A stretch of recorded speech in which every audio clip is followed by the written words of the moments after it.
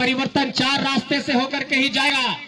पहला रास्ता है कि आपको किसी तरीके से नौकरी में घुसना होगा, किसी तरीके से जो झारखंड में प्रतियोगी परीक्षाएं हो रही है उन परीक्षाओं में शामिल होना होगा। हम लोग लगातार ये लड़ाई लड़ रहे हैं कि झारखंड की परीक्षा पारदर्शी तरीके से हो, क्योंकि अगर हमारे अफसर नहीं घुसे झारखंड के सिस्टम में तो आज देखिए जो बाहर के थाना प्रभारी हैं, बाहर के दरोगा हैं, झारखंडी आंदोलन से बहुत डरते हैं और बिना मतलब के केस मुकदमा करने का खजाना खोजते रहते हैं, जगह खोजते रहते हैं। तो कम से कम अगर झारखंडी माटी का कोई दरोगा होगा, झारखंडी माटी का एसडीओ होगा, झारखंडी माटी का बीडीओ होगा, सीओ होगा, तो इस बात का तो उसको कम से कम दर्द रहेगा कि नहीं ये झारखंड की बात उठा रहे हैं झूठे केस मुकदमे में, इन लोगों को नहीं फंसाओ।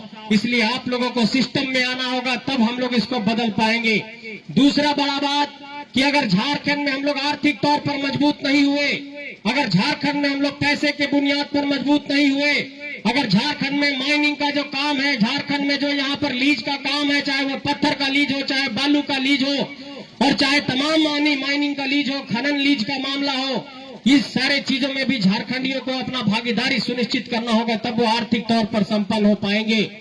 और तीसरी सबसे बड़ी बात कि जिस तरीके से हमारी जमीनों को लिया जा रहा है, हमें विस्थापित किया जा रहा है और पुनर्वास के लिए कोई योजना नहीं है। आप देखिए कि झारखंड का दर्द और पीड़ा क्या है कि लोग गोला में लड़े थे तो गोला का गोलीकांड हो गया था, बड़का गांव में लोग लड़े थे तो बड़का गांव में चिरोडी का गोलीकांड हो गया था, और यहाँ पर जमीन बचाने के लिए जब झारखंडी लड़ने जाते हैं तो झारखंडियों की ही लाश बिछ जाती है। इसलिए विस्थापन के भी दर्द को समझना होगा मेरे साथियों।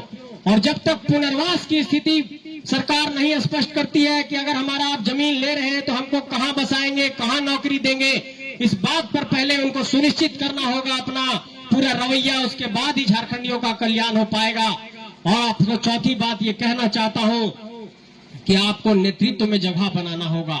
पूरे देश में ऐसा कोई राज्य नहीं है जहां पर जाकर के कोई दूसरे जगहों से लोग जाकर के सांसद बन जाते हो और विधायक बन जाते हो। आप देखिए पूरा दक्षिण भारत को, तेलंगाना को देखिए, आंध्र प्रदेश को देखिए, केरला को देखिए, कर्नाटक को देखिए, उन तमाम राज्यों को देखिए, उतना छोड़िए बगल में बंगाल को देखिए। क्या बंगाल में जाकर के मैं ये कहना चाहता हूं हाजीपुर बक्सर वालों को, बलिया वालों को कि अगर है तुम में इतनी ताकत तो जाकर के बंगाल में जाकर के महाराष्ट्र में चुनाव लड़ करके दिखाओ। ये झारखंडियों को चारागाह समझ लिए हैं, झारखंड की धरती को चारागाह समझ लिया। ऐसे लोगों को बेदखल करना होगा मेरे साथियों।